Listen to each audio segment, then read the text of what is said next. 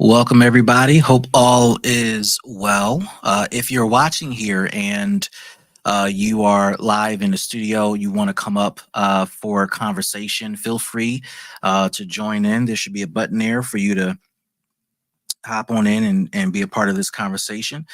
And hope that you are ready to enjoy what we have to present today. And let me just get a couple more things going so that we can let people know that we're here.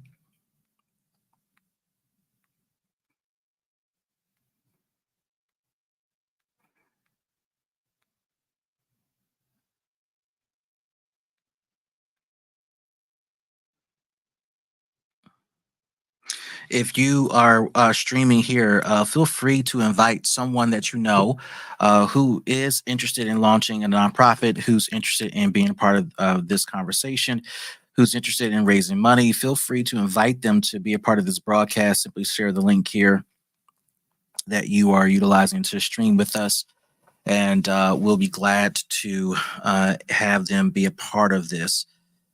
Let me just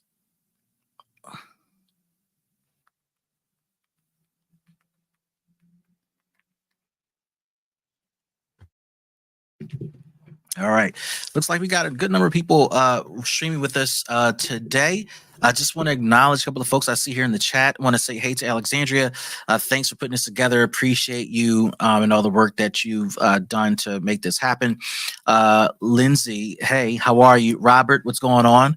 Latoya, how are you? Avery, good to see you. Hope that you all are doing well. I want to give it just another moment or so as we get started. Again, if you're watching this broadcast and you know somebody who needs to be a part of this class, I want you to take a moment here and share the link. I want you to share the link with them so that they can be a part of this. Also, I want to take a moment to acknowledge the New Haven Public Library who coordinated this and who put this stream together here. If you have not visited them, I want to encourage you to go ahead and visit them at any of their local branches to get any of the support that you need. And Alexandria, who I believe is one of your main contacts, is there to help you with any support that you need with getting your nonprofit off the ground. Alexandria, if you want to take a moment in the chat, I don't know if you are able to come up to the stage here, but if not, feel free in the chat to just to let folks know how they can get a hold of you. And if all you can do is chat, then I will read out the chat there so that we can communicate that and get that going.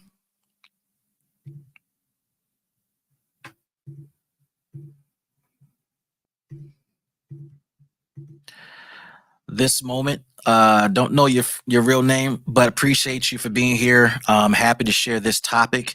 Let's see. Alexandria says you also should be able to see it on the screen. Feel free to reach out to me at arobinson@nhfpl.org. And you don't think you could join the stage, really? Oh, how about this? How about I just invite you? I just hit the invite button. Hopefully you can see that. All right. I'm gonna look out for you, Alexander, just to give you a moment to join the stage here. Hopefully that did work. Sabrina, good evening. How are you? I hope you are doing well. And I hope that this class finds you well. Hey, Alexandria, what's going on? Hi, I'm good. Can you hear me? I can hear you just fine. Okay, so it's very nice to have you. I know this is like such a critical program for so many of the people that we have going on. I'm actually here in the library, so if you hear some background noise, that's what's going on. But we have we have books, we have databases to do grant research, we have other programming coming up. If you know somebody who couldn't make this one, we have another live in-person program on how to grant write on the 8th, run by the Community Foundation. So yeah, I'm excited to meet everyone. Thank you so much, Dr. William Clark. Yeah, thank you. Well, thank you for being here. Thank you for all your good work. Thank you for putting this together. Without further ado, I'll put you back down in the crowd here and feel free to raise your hand to come back. And see. All right. There we go. All right, guys. So you heard from Alexandria, and please check her out. I'm just going to put her information here up on the screen again. This is from her. Feel free to shoot her an email, and she'll be able to help you out with all types of wonderful things forever. I see you there. Good to have you in the stage. Listen, for those of you, looks like Forever was able to join the stage. So for those of you that want to join the stage, I can see you guys down below. And during our Q&A session, we'll be able to not only read your comments, but we'll be able to also invite you up to the stage to have a live conversation with me, assuming time permits. So without further ado, let's go ahead and jump into this presentation. Again, my name is Dr. William Clark. Glad to be with you all today. And we're going to be talking about, it'll be helpful if I showed you the presentation, right? We're going to be talking about foundations for fundraising success. This is a beginner's guide to grant writing and organizational growth. I'm going to be sharing some key insights that I've learned over the years through my practice, through my business, as well as a practitioner in the nonprofit space that hopefully can help you along your journey. I'm excited about what we're getting ready to share, and I believe that we're going to be going over some good information here as we go along. So with that being said, I'm going to flip the screen here and begin that process of sharing our screen and going through our conversation. Now, I just want to give you a quick overview about my company. I am the CEO of Eli Patrick Co, and we are a consulting company that specializes in capacity building for nonprofit organizations. So what that simply means is we focus on two particular products or services that we believe are important to nonprofit success and longevity. Those two products include strategic planning and fundraising. And so we do focus on those two things. We do provide other core services. So obviously, grant writing is one of them. Strategic planning is another. But we also provide leadership development and capacity building at large. Now, some of you may be wondering, what is that? So leadership development, which is how and where I'm classically trained academically, focuses on the development and growth of leaders to lead within nonprofits and to have the impact and success they desire to have. And so we are called upon by our customers to work with their senior leaders, sometimes middle managers, to grow in particular areas of interest. And so that's why we offer that service as well. In terms of capacity building, that is such a broad term there, but it just applies to the idea that nonprofits have so much more room to grow. And as you're watching this broadcast, maybe you come from a nonprofit that's mature, has been around for a while, and you know that there are areas of growth. So capacity building focuses on how those areas of weakness can become areas of strength. And so we believe that we can work with our clients to do just that. We have a book that's coming out called The Foundations of Fundraising Success, which is what this presentation is based upon. So when that book is available, feel free to help yourself to purchase it. If you feel the need to do so, you can purchase it at any of the platforms you see on the screen, or you can go to drwilliampclark.com. And I'm excited about what that book is going to offer to you along your journey. Just a little bit about me before we keep going here. Again, I mentioned I'm the CEO of Eli Patrick. I think a personal tidbit about me is that I love two wheels. So I love to ride a motorcycle. I'm a motorcycle lover. I'm a road bike lover. Anything on two wheels, I'm on it. So I'm a lover of two wheels. And at my very, very core, I'm a strategist at heart. And so I believe in the power of strategy. I believe in the power of having an impact through planning. And that's my story. I'm sticking to it. So let's jump into the meat of our conversation today as we begin to explore this topic of dealing with nonprofit basics and the foundation. What is a nonprofit? And for some of you that's watching this particular broadcast, you may not be sure what it is. You may be thinking, well, it's a business that gets money through grants, which is partially true. You may have all types of ideas because of what you've seen and what you've heard, but I want to just right size this information for you so that you can have the right information you need to successfully build a nonprofit if you believe that's what you are looking to do. So a nonprofit is a type of business, full stop.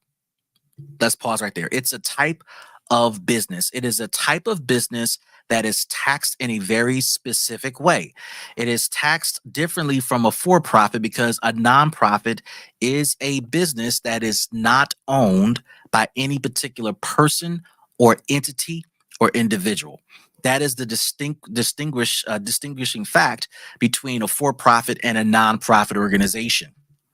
A nonprofit is not owned by any particular individual. It is a public entity that is tax exempt if you earn that status from the IRS. So at the end of the day, while a nonprofit is not owned by anybody, it certainly can make a profit. In fact, we work with our clients to have those type of conversations to establish the right strategies that encourages them to build a type of business model that allows them to be profitable. So the term nonprofit means that at the end of the fiscal year, the organization that does have a profit at the end of the fiscal year, those profits are then funneled back into the organization because there are no shareholders who will own or split those profits. That is the distinguishing piece of information between a nonprofit and a for-profit. So you cannot create a nonprofit and think that you can take the resources back internally. Rather, they have to be redeployed within your organization. So that is the distinguishing factor between a nonprofit and a for-profit. Now, let's kind of continue to go down this path here. The next thing you should know about a nonprofit is that it's an organization that has a purpose. It is an organization that has a purpose, that has meaning, that has value, but you have to define that meaning, that purpose, and that value. So what is it that you're trying to accomplish? What is it that you're hoping to accomplish through your organization? What is it that you're looking to see through your organization? What is it that you're looking to make happen through your organization? Many of you who are looking at this particular presentation or broadcast, you're doing this, you're attending this course tonight because you have decided that your nonprofit has a purpose, and that purpose is defined or described based upon something that means something near and dear to you. Can I tell you that as you go through the startup process, that's a great place to be. That's a great place to start, because your ability to define the purpose of this organization because of meaning and value and connection allows you to create something that will have sustaining power and have the ability to survive and thrive for years to come. But it is important for you to understand what that purpose is. It's important for you to understand the value of the organization you're looking to create. Now, there are key differences from for-profit and nonprofit organizations. Some of those key differences we already talked about. How are the profits handled at the end of the year? Well, if you have a for-profit business, you can split those profits at the end of the year, and they are split up between shareholders. Versus with the nonprofit, those particular advances or profits rather are not split between any shareholders because there are zero owners, and those profits are then returned back to the organization for ongoing operations. In addition, one of the major differences between a for-profit and a nonprofit is that for the most part, a for-profit business cannot qualify for grants from foundations for the most part. Whereas nonprofits, they uniquely qualify for revenue income from foundations, i.e. grants. This is why you may have heard that nonprofits exclusively have revenue or income from grants, because they get their grants from these foundations or grant-giving institutions. So those are some of the key differences to keep in mind. The last thing I want to share with you about understanding the basics of nonprofits is that it's important to understand your nonprofit is largely driven by its mission.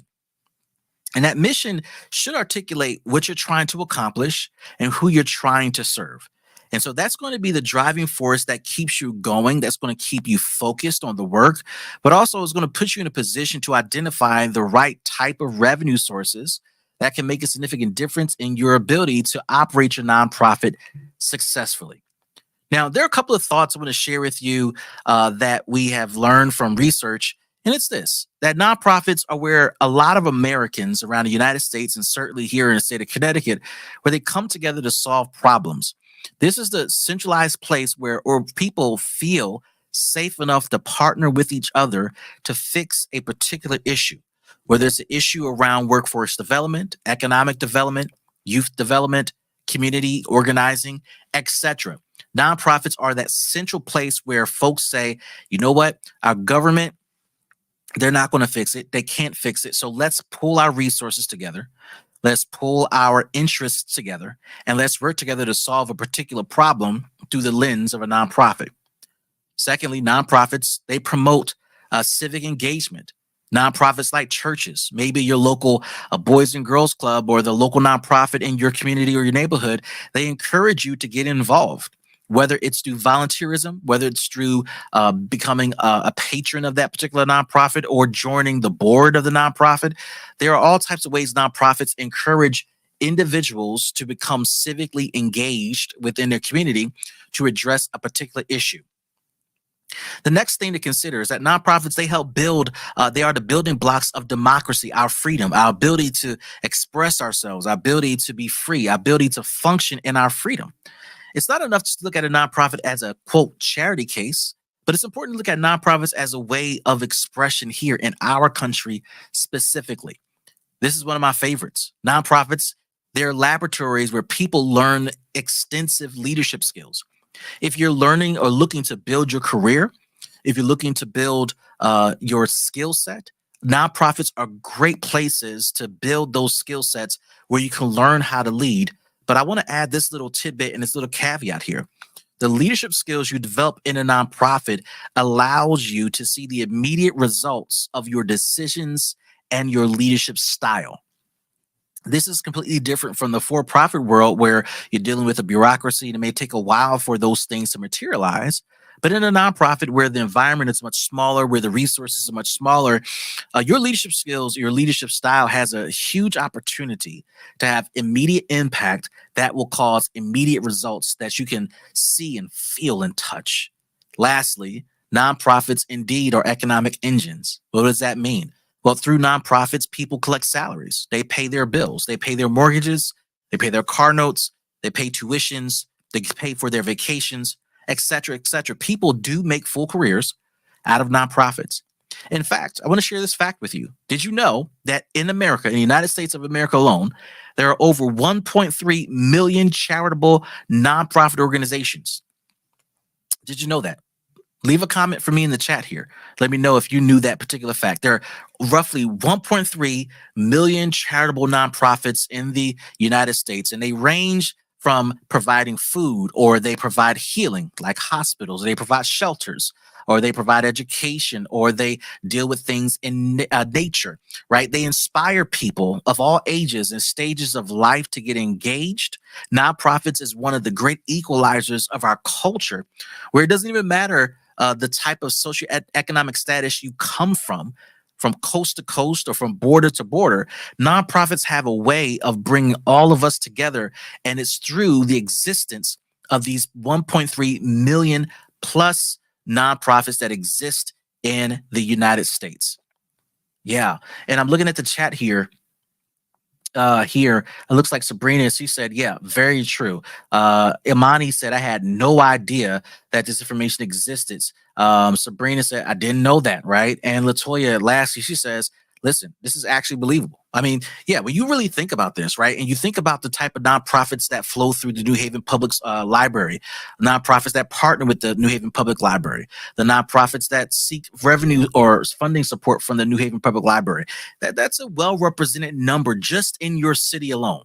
And if you multiply that across multiple cities around the country, there's quite a bit to see there when it comes to the 1.3 million nonprofits around the U.S. I want to share a little bit more about nonprofits, right? Because one of the stats I shared with you is that nonprofits are indeed economic engines. I want to share this particular factoid with you. Did you know that there are roughly 12.3 million nonprofits, 12.3 million employees around the country who call their nonprofit their employee base or employer base? There are 12.3 million people employed by nonprofits. These are folks who are drawing livable wages, salaries from your CEOs to your frontline staff. 12.3 million employees. Did you know that there are roughly 64 million board members and volunteers that support local nonprofits, that volunteer their time and their energy and their resources to show love and concern to their local nonprofit? Did you know that there are 10 plus million donors to nonprofits across the US. 10 plus million donors and supporters. These are financial supporters of nonprofits across the US. But why do we share this type of data with you? Well, it simply means that as you're going on this journey to launch your nonprofit, to build your nonprofit, to learn how to grant write, to learn how to generate revenue, you need to do this through the lens of realizing and understanding that there are a whole lot of people who care about the work that you do. There are folks that care about the work that you're getting ready to launch, the work you're getting ready to engage in. And this means a lot because this ought to encourage you to stay focused on the work that you're getting ready to launch, because there's somebody out there who wants to work for you.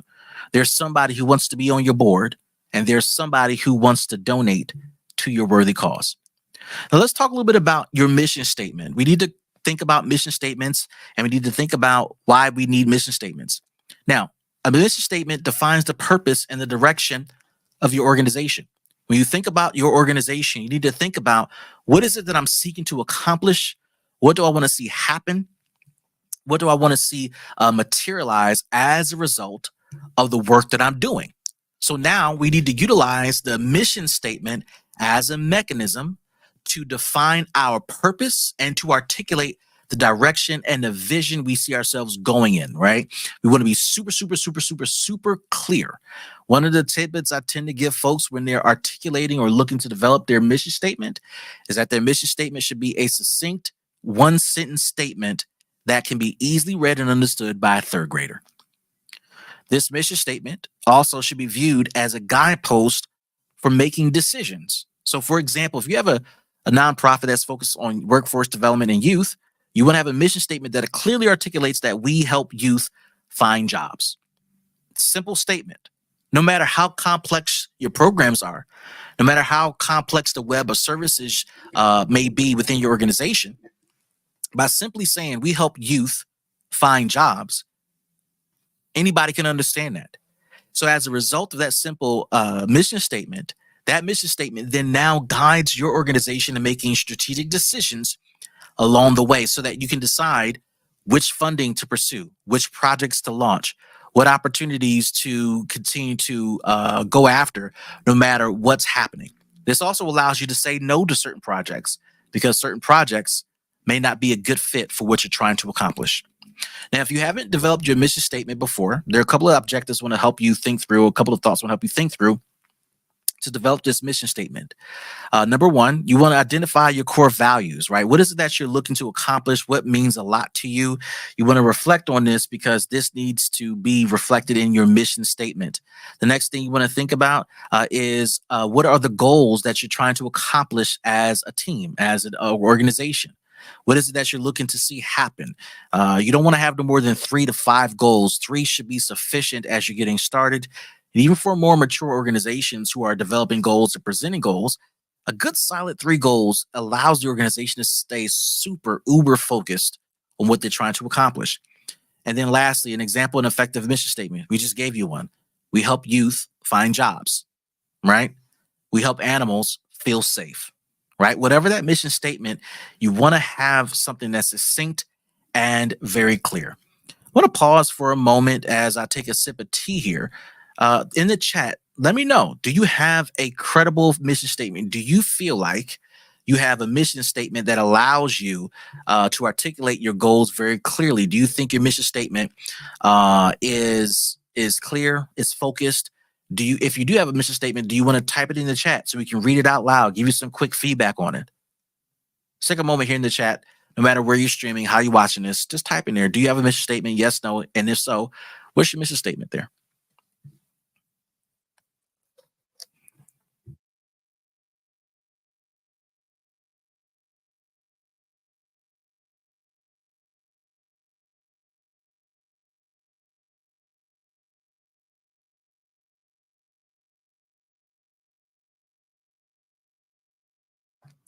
Alexandria, we don't have any brave souls today. It is okay. If you think of your mission statement while we are going along, type it in there. So Sabrina says, I have a mission statement. Let's read it out. She says, let me type it. It's based on what you said. I think mine is too long. All right, let's see what you got, Sabrina. Type it in when you get a chance. Amani, yours is long. Okay. Take a moment. Take a moment to type it out. Type out what you have now. And maybe Sabrina, Alexandria, do you want to come up on stage for a quick moment? Maybe we can talk about these mission statements and give some quick pointers. Just nod your head yes and give me thumbs up. Great.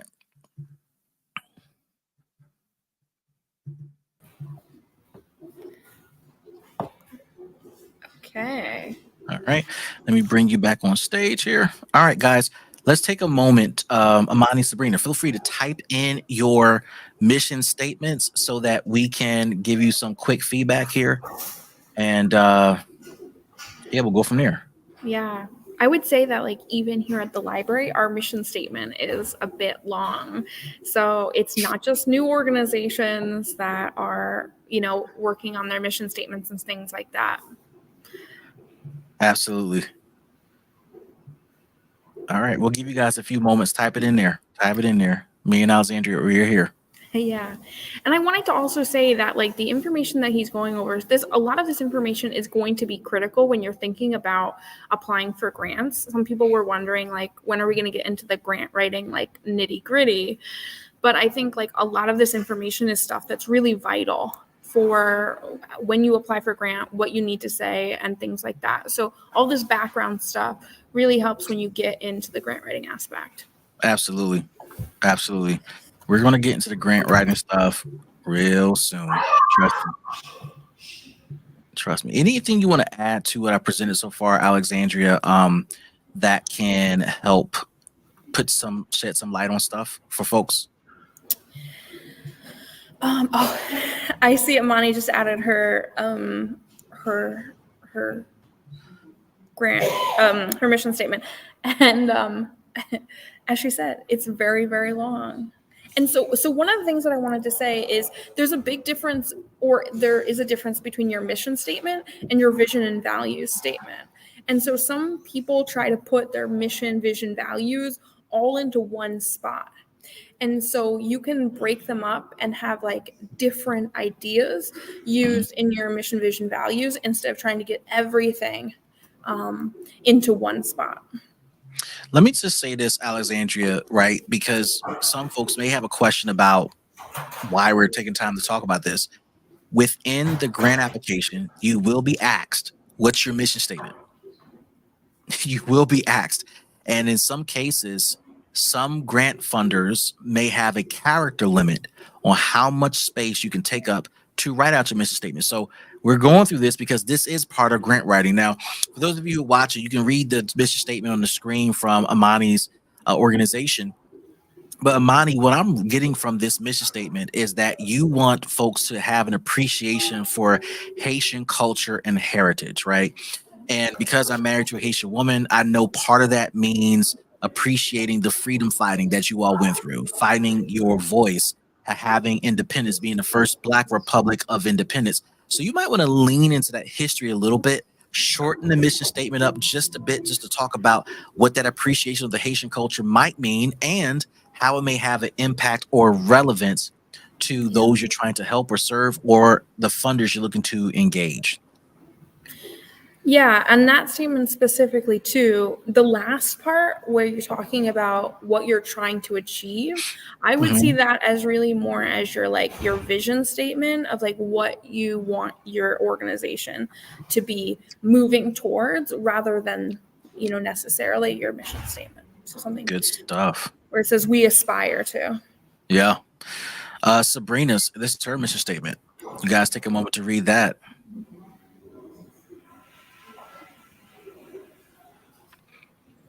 Breast cancer awareness, breast cancer education.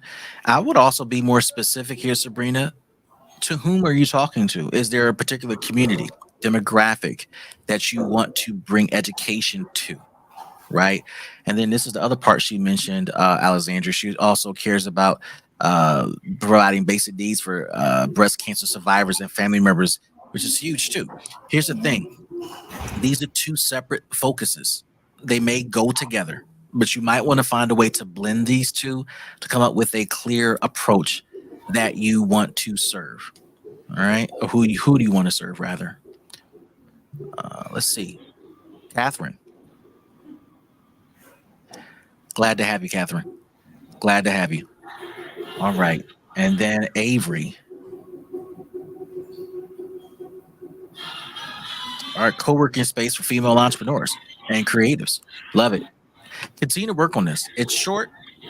It's under one sentence, but continue to work on this, Avery. I want to see that tighten up just a little bit because you want to be able to attract the entrepreneurs that you care deeply about, right? Are there any particular entrepreneurs you care about? Creative entrepreneurs, artistic entrepreneurs only, right? Because female entrepreneurs is very, very broad. The creative community, particularly in New Haven, very, very active and separate in many cases from other types of groups. So you might want to specify that as well. All right. Alexandria, any other thoughts you want to share before we keep going with the presentation? No, I think this is great that people can share.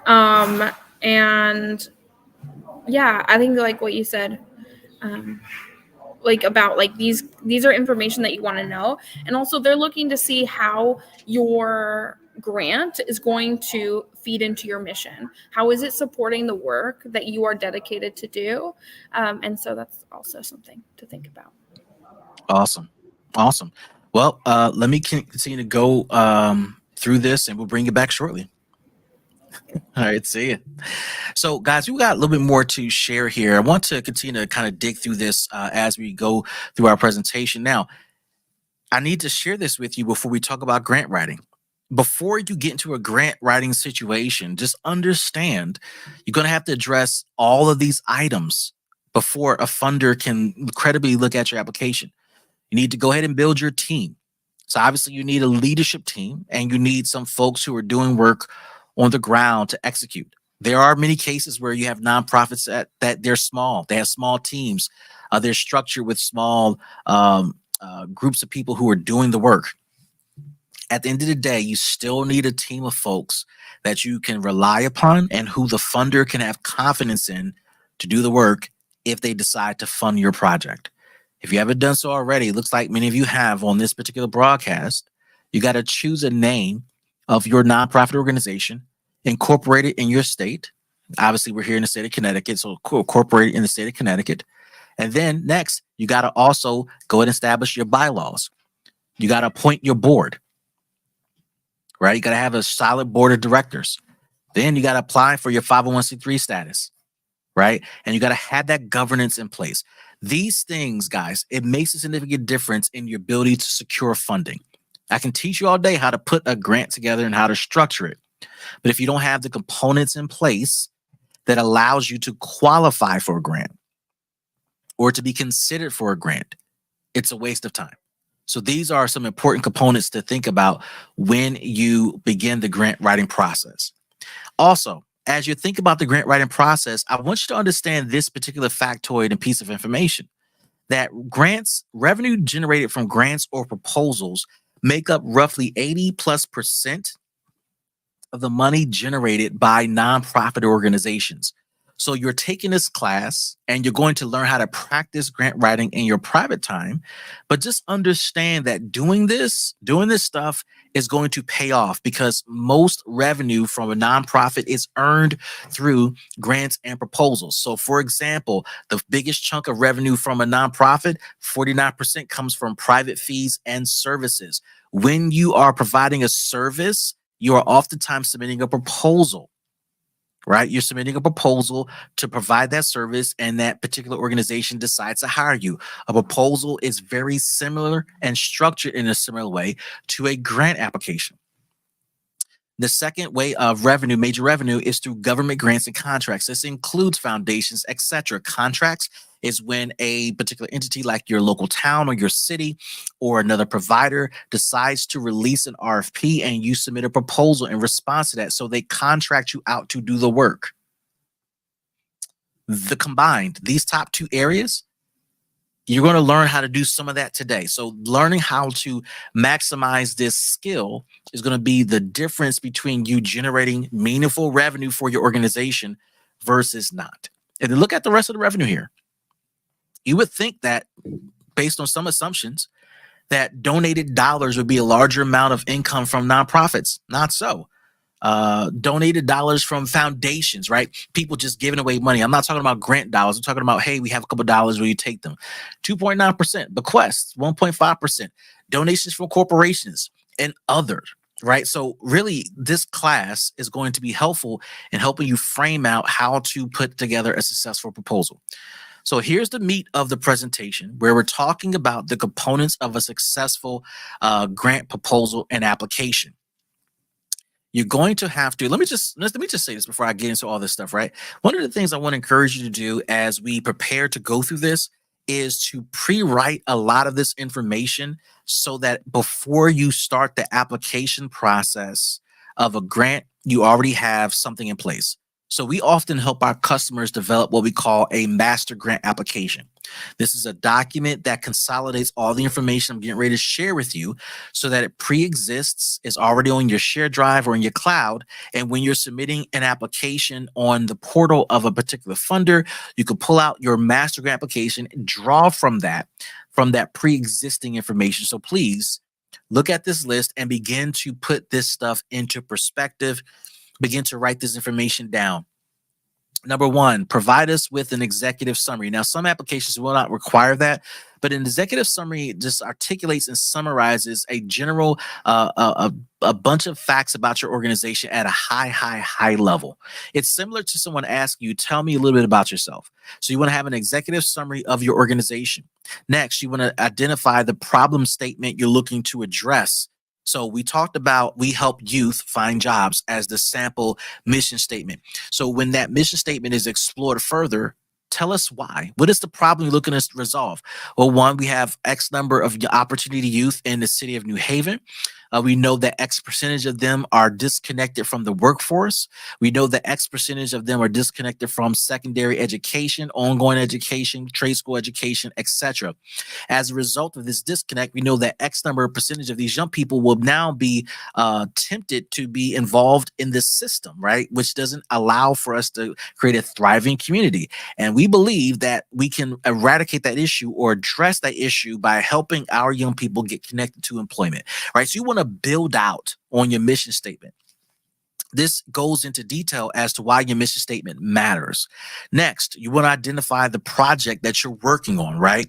So just because you identified the problem, there may be a specific project that you are working on that you want to bring to reality.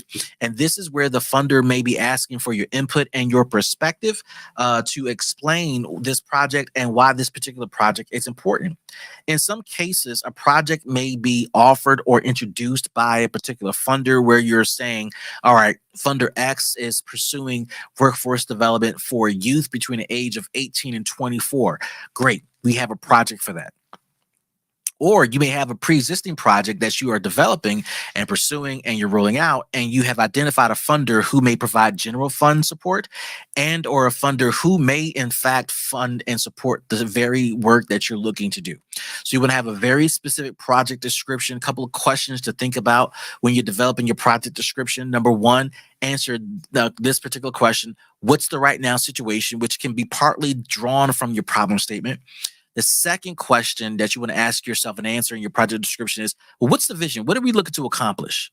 The third question is, well, if we want to accomplish this, how do we do that? How do we get there? Question number four, what detailed steps do we need to take to make all of this a reality? And then question number five, how do we measure our success? So I hope you got that. Where are we right now? Where are we going? How do we get there? What steps do we need to take? And how do we measure our success? Those are your KPIs. And also KPIs can be measured by a due date as well. In addition to the project description, you want to have a specific budget in place so that you can show the funder how much it will cost to run the program. One of the things that I've seen throughout my time helping our clients develop proposals, write program descriptions, right, grant applications, is the difficulty of articulating their vision through the form of a budget. As newbies, if you're starting this process for the very first time, it's important for you to have a very clear and credible budget that shows how much it's going to cost to do a problem. So if you submit a proposal to a mature, well-respected funder and say, it's just going to cost me $5,000 to run this full-fledged youth program, what it communicates to the funder is that you don't know what you're doing yet. You haven't matured through the process of running a program successfully, sustaining a program successfully. It does not cost $5,000 to run a youth program. It costs in the tens of thousands, if not the hundreds of thousands of dollars to run a successful program. Something to think about. And if you are asking the question, well, how do I get my hands on a particular project or budget? You might want to look at competitors in your area, in your city, in your community who are already doing this work and evaluate how they're putting together their proposals and their budgets. In addition to your grant proposal and project description, you want to have a sustainability plan. This specifically talks about how will you sustain this particular program or project with additional funding from other sources, right? Funders do not like to be the only funding source of a program, because if that program goes away or if they decide to pull back their funding, they don't want the program to go away simply because they're no longer funding it. They want to know that their funding is being supported and partnered with and braided with other funding sources. This also shows to a funder that if you have other funding sources in play or in progress, it communicates to them that there are other funders who are taking a serious look at this program and that maybe they want to consider becoming one of the major investors. Again, we talked about program budget. The last thing I'm going to talk about too here is follow the guidelines of the funder. The funder's guidelines are indicative of what it means to be successful, because the funder's guidelines can be very specific. Situations such as watch the character count or the word limit within responding to questions, making sure you respond to all required questions, making sure you submit the application on time, in my preference ahead of time, etc., etc. So the funder will provide a number of guidelines to help you to successfully put together a grant proposal. Again, one of the things I can't stress enough is for you to pre-develop this information so that you can access or successfully respond to grant applications on time, also with confidence, right? It means a lot. Something else to consider as you begin to write grants, and this is stuff that you start to put into place, particularly as you continue to practice the grant writing process. You want to be able to tell a great story. Now, this is not about you articulating some fictitious story about what happened with a particular customer or young person you served. Rather, understand that storytelling is your ability to communicate the story of your organization through the form of a grant, through the form of the program description, through the form of the problem statement, through your data, through your budget. All that tells a story. So you got to realize that the grant writing process is a complete whole story. So be thoughtful about what goes into telling a great story. How can you communicate success? How can you communicate and project that you have the infrastructure and the resources to be consistent and persistent in achieving results with the support of a particular funder? Next, when you're writing a particular grant, be thoughtful about the words you use. Be thoughtful about how you engage the reader. Be thoughtful about who's reading your proposal.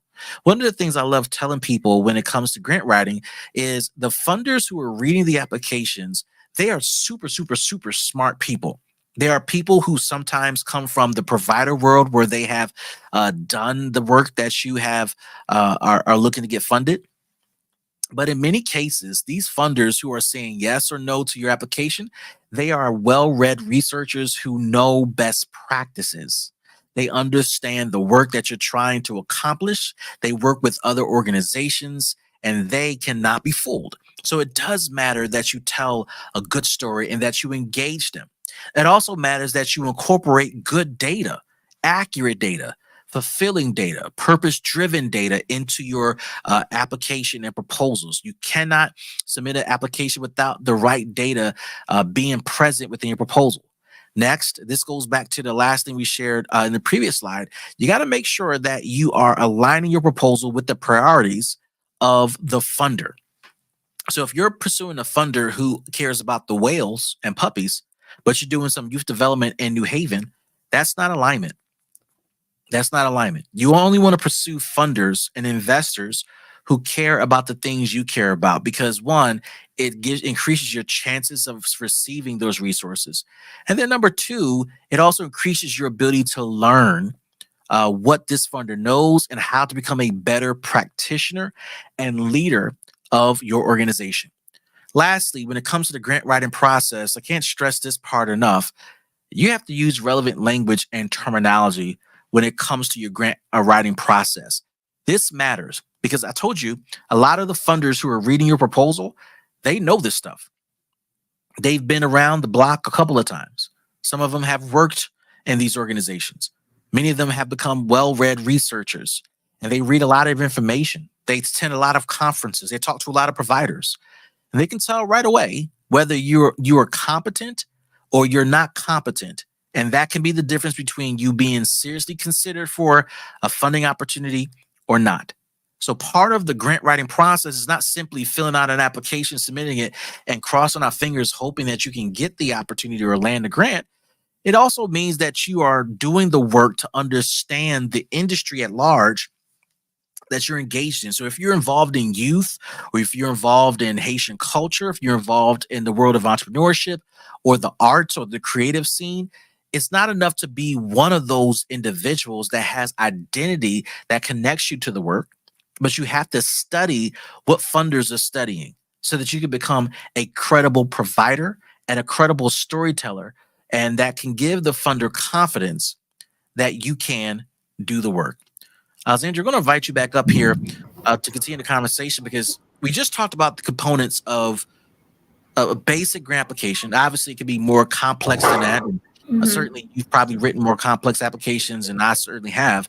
But what are your thoughts and reflections about what we just went over the past two slides? Yeah, something that I was thinking about where this another grant writer told me that the mission of nonprofits is to not exist one day, which might seem really silly, but if you are, for example, working with people who are unhoused, the ultimate goal is to bring change about that everyone is housed, and therefore it makes your organization obsolete. And so that's something that I was thinking about a little bit is how do these move? What are you applying for that helps to move the needle? Don't just necessarily apply for any grant. Sometimes you need a grant that fulfills, your program budget or something like that. But we have a couple of databases where you can be really specific and search for organizations that really believe in the mission for you. And that's another way also to think about getting year over year grant. If you can form a relationship with somebody who who really feels for the mission of your organization. But I also love the idea of having a template basically of all that key information in one spot. I know some people who have gotten to that stage, and then you can apply for grants like boom, boom, boom. So we have 2 databases. The one I'm talking about, you do have to use at one of our library locations. It's called Foundation Directory Online. And I'll put a link to our branch locations. But yeah, definitely downtown here. This is what I was talking about, y'all. Where Alexandria, she's offering to provide a budget template. And she's going to email you all. And I'm going to put her email address on the screen here. She's going to send that to you.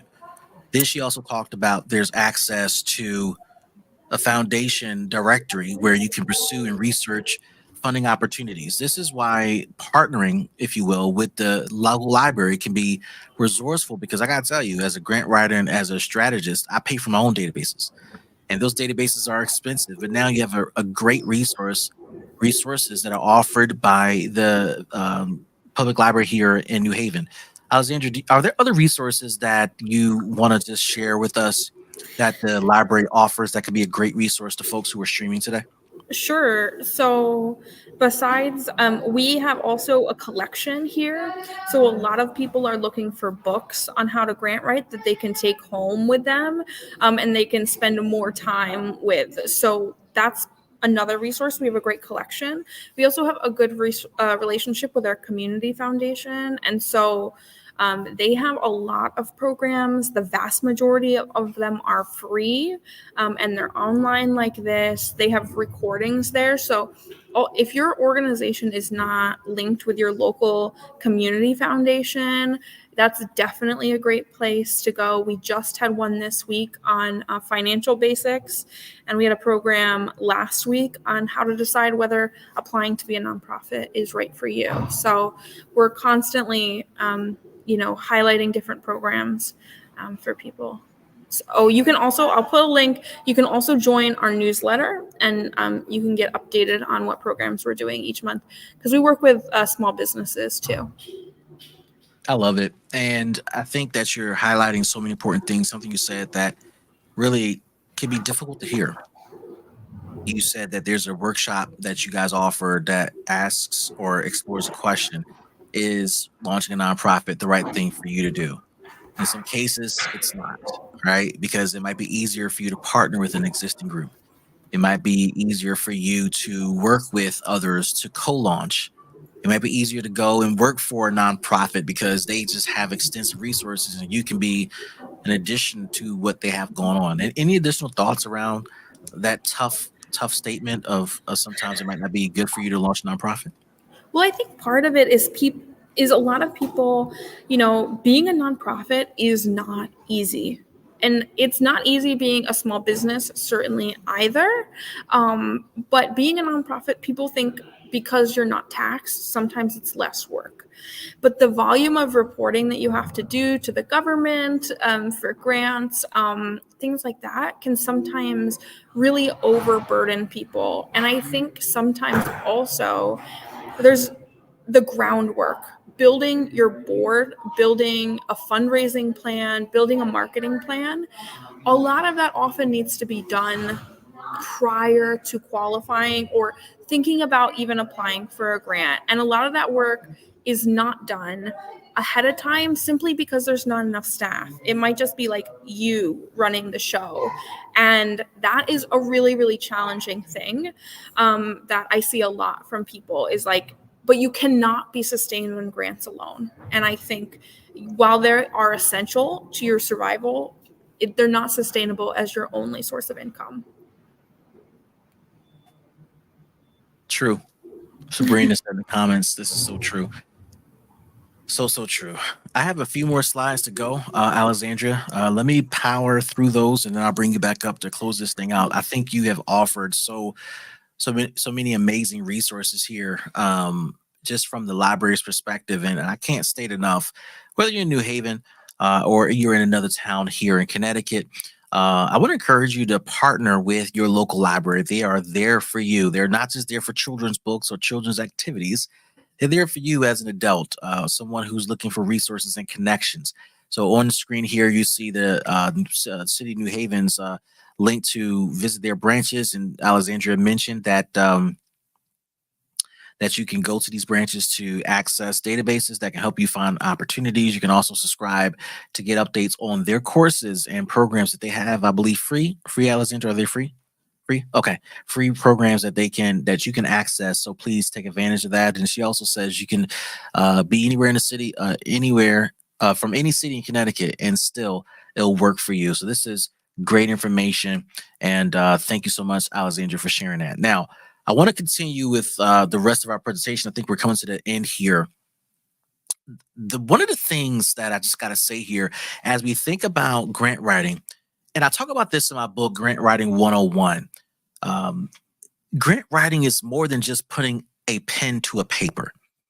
It's more than just figuring out how to artistically and creatively communicate in a proposal. You have to be thoughtful about the entire process when it comes to writing a grant. This also includes, what are you going to do when you land your first major grant? I want to talk about that for a moment for some of you who will eventually land a major grant that will be transformative for your organization, and yes, transformative for you. So you got to be thoughtful about the implementation process here as you explore what you're going to do once you get the grant. The first thing you got to think about when it comes to Implementation is you got to lay the groundwork for your team, for your organization, for your partners, your stakeholders. You got to engage in planning. Quite frankly, can I just suggest to you that you might want to do this now rather than later? Don't wait for the grant to be awarded to you to start the planning process. Start planning now. As you put together your master grant application and you start to submit grant applications and start to get responses from funders, start the process of planning how you're going to launch. Because once you get those funds or you get the letter that says, yes, we will fund your project, you're on the clock now. You're likely on a 12-month clock to get things going.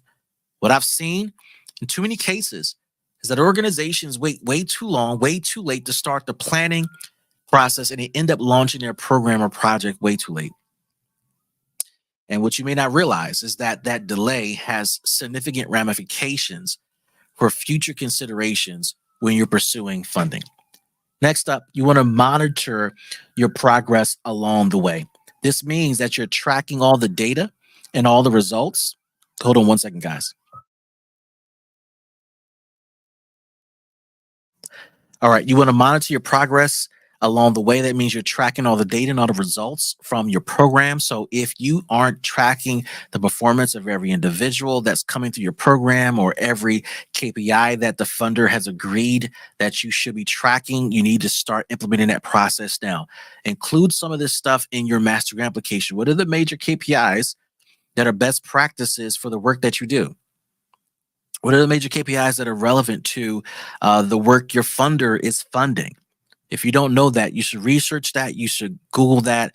You should talk to folks who are already doing this work so that you begin to become familiar with the terminology and begin the process of actually monitoring these results. Next, you want to have a credible way of engaging in financial management. This means you want to be able to track where every dollar goes, how every dollar is performing, how every dollar is used. For more mature organizations, they have a bookkeeper or an accountant or a CFO or someone who specializes in this work.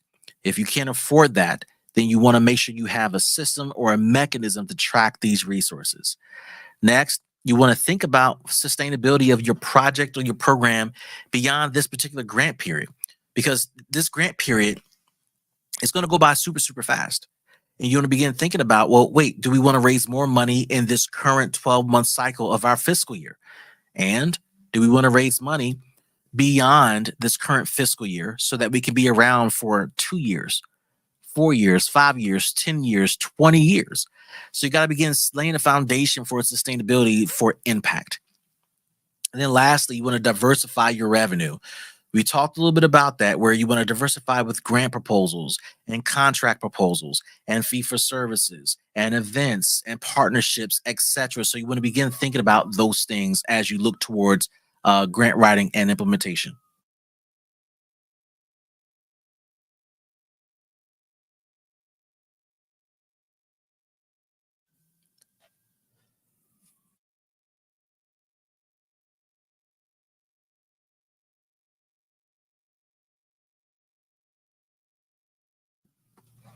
All right, just wanted to give a chance for the sirens to pass by.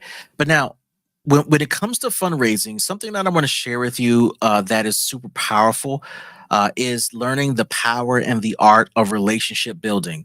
Because one of the effective ways of increasing the success and the likelihood of you landing and securing grants is improving the impact that relationships will have upon you and your work. So you want to establish relationships with funders, partners, and stakeholders. One of the most effective strategies you can use right now, again, we have Alexandria here from the public library here in New Haven.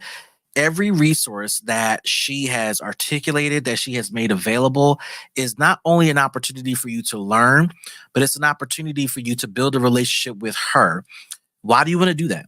As she comes across information that may be helpful to you and the work and the focus you have, that relationship, that frequency of her seeing you, that frequency of engaging together allows her to remember, you know what? I remember that William came by and wanted to learn about this and talk about this. Let me share this with him And I believe this could be super helpful.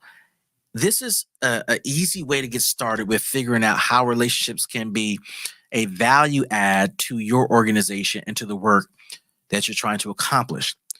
As you build relationships with funders, partners, and stakeholders, you want to communicate with them regularly. This is not an opportunity for you to call only when you need something or want something, but this is an opportunity for you to contact them and check in with them and let them know how you're making out and the progress you're making along the way, and how things are going with your program and your project. You want to build a relationship that allows you to leverage respect, mutual respect for each other, but also to build a long term connection that goes beyond the moment. Now, as we wrap up our presentation today, I just want to leave you with a couple of key takeaways that we went over today that I hope stood out to you and that will make a difference on your journey. Number one, if you haven't done so already, make sure you have a clear mission, have a purposeful mission.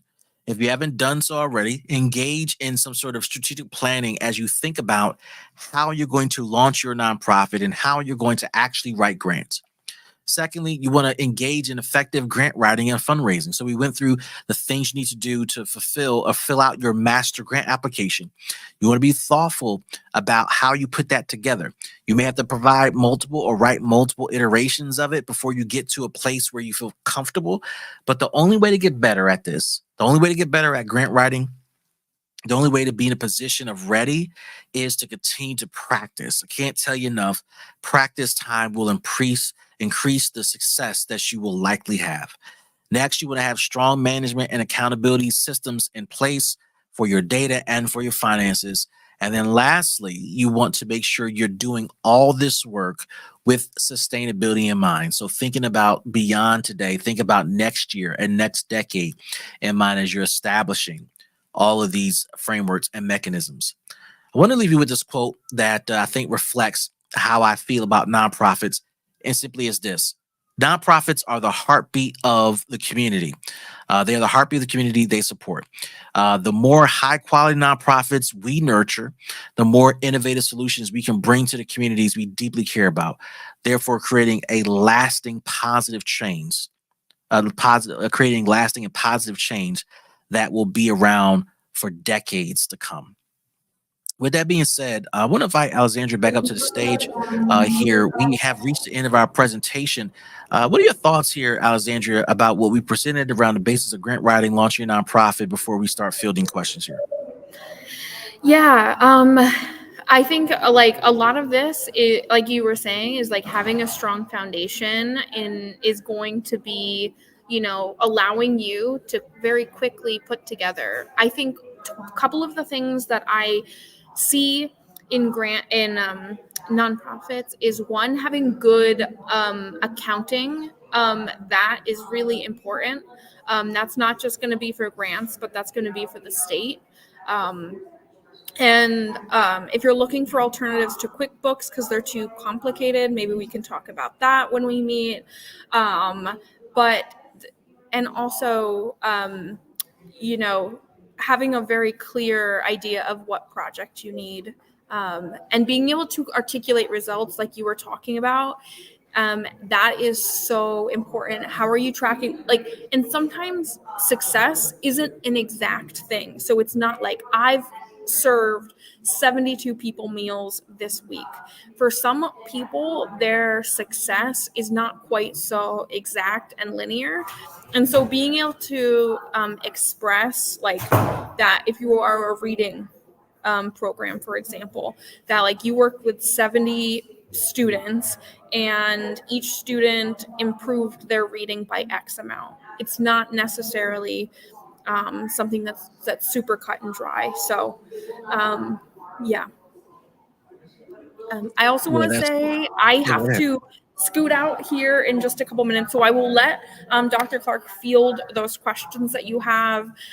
If you want a second opportunity to talk about grant writing, we are going to have a program in person here on the 8th. You can go on our website and sign up for that. So if you just if you want more of this, we'll have another class. But thank you so much, Dr. Clark.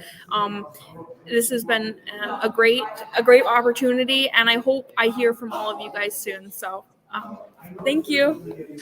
Thanks, Alexandria. And folks, if you haven't done so already, please take advantage of all those resources Alexandria talked about. So I'm going to pause here and just give you guys a moment to type in your questions or comments here, and we'll respond to them as they pop up.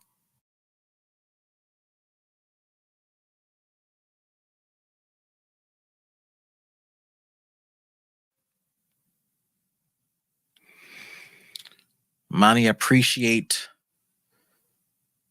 your comment there. Thank you for hanging with us. If you have a question, please go ahead and pop that in the chat there so we can respond to that.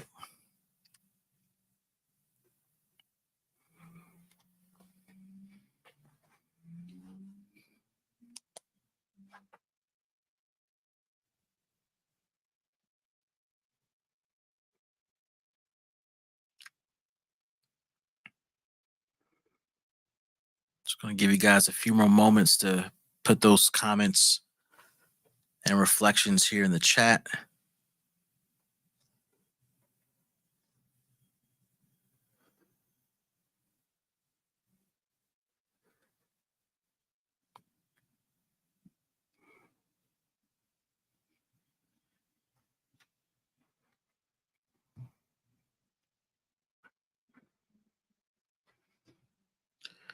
Steven, thank you so much for being with us. I hope that something was shared that you found super helpful. Hey, Robert, sure. We have a few moments. Go ahead and type in your mission statement, and I'll give you some thoughts here as we begin the process of wrapping up our workshop tonight. So, really appreciate your comment here. Glad that you found this super valuable. As we close out here, put your final questions and comments in the chat so we can acknowledge all of them. Yeah, so Amani asks a great question. This is a very difficult question to respond to as well, because it's challenging for a lot of organizations. She asks, how can we apply for grants that are more for administrative costs, such as salary for the team? Are there sites just for that? So I want to reframe your question. Amani. One of the things I want you to think about is don't think about which grants can specifically apply for salaries for staff. I want you to think about how you can utilize the budgetary process to pay for all of your necessary costs that are related to your organization. Okay. So, for example, if you are doing work that is education driven and it's telling stories about Haitian culture, Haitian background, and there's funding to support that, you got to think about the fact that there has to be somebody or people within the organization who's responsible for executing on that work. In some cases, that includes the executive director, that includes some of your senior leaders and others. When you're putting together the budget to pay for salaries, think about the fact that you have to accommodate or account for some of the time that some of your senior people are spending on these projects. When you figure that out and you start to apply for multiple grants and you deploy their time and their salaries across multiple grants to execute on the program, you'll notice that you'll have funds available to pay full salaries. Now, what the other thing you're probably addressing too is the issue of administrative costs or admin costs. Typically, you don't see more than 10% of a particular grant allocated to that, and that can be very difficult for nonprofits to wrestle with. In some cases, funders only allow for a smaller percentage, 2, 3, 4%. And so obviously that's not enough to pay for senior staff salaries or administrative staff salaries. So you're going to have to be creative and thoughtful about how does all of my staff members, how do they impact the program? How do they play a role? Do they play a role in recruitment? Do they play a role in marketing? Do they play a role in execution of the program? Do they play a role doing this and that? And if they do, what percentage of their time do they commit to this program? Therefore, we can apply portions, in some cases, all this salary to the budget. So that's the better question to ask here. Robert posted he wanted some feedback about his mission statement. So y'all can read the mission statement here. And he says this is a long one. So the mission statement currently says to promote the creation, performance, and appreciation of performing literary tradition and visual arts among people of East Haven, to promote inclusion and racial diversity by offering affordable art programs to enrich experiences for youth and adults. Um, Robert, I'm not sure, and again, this is just me reacting here. I'm not sure the last part of that statement is necessary when you talk about promoting racial inclusion, etc. Because I mean, it's implied, because of things that have changed since George Floyd, that folks have been more thoughtful and more intentional about being inclusionary.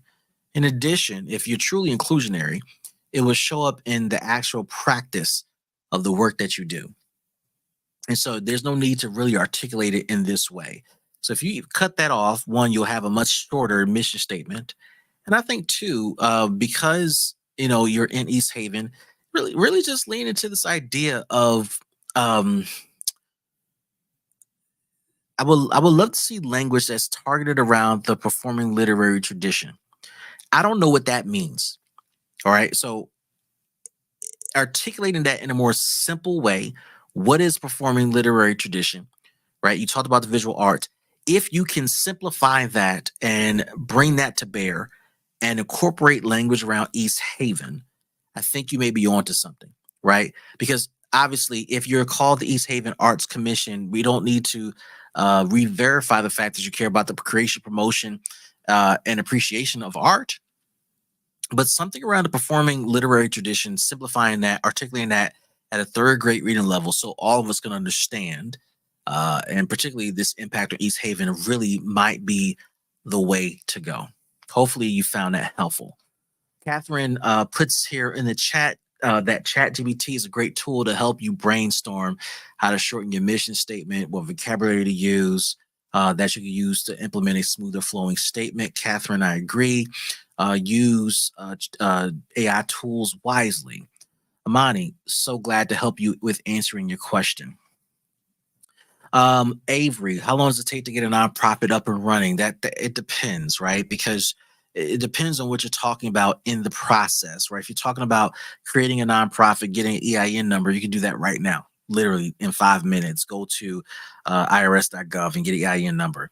You can register your nonprofit with the state, and that takes a few moments, right? Let's take takes in a half hour, and you also have to pay the application fee. Don't know what that is.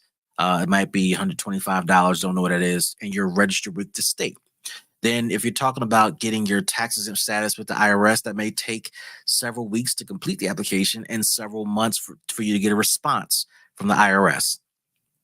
But if you're talking about getting a nonprofit up and running to serve people, you can do that almost immediately. You don't need money for that. But if you're talking about getting it up and running to serve people and generate grants, well, it takes time to get grants going because you have to build kind of a repertoire here that highlights your ability to do the work, to receive money, to manage money, etc.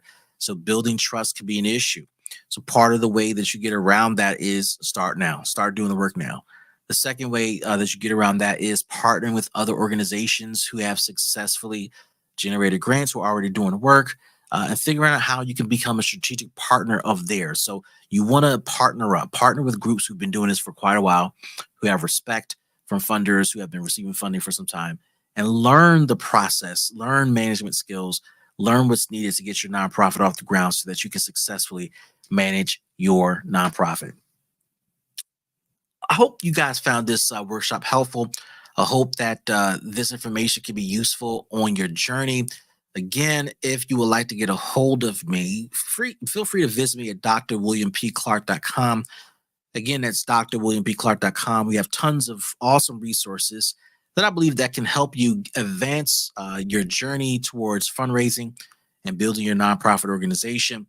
I am happy to serve as the CEO of Eli Patrick Co, where we support nonprofits in the area of capacity building, and we specifically support our clients in strategic planning and fundraising. If you would like to get a hold of us, email me at info@elipatrick.com. Again, info@elipatrick.com. Dahlia, appreciate you. Lindsay, I appreciate you. Thank you so much for hanging out with us. For all of you that have spent the last hour with us, thank you so much. I hope that this information you have found super helpful. Again, my name is Dr. William Clark. It's been my pleasure to be your host. See you guys next time. Bye, everybody.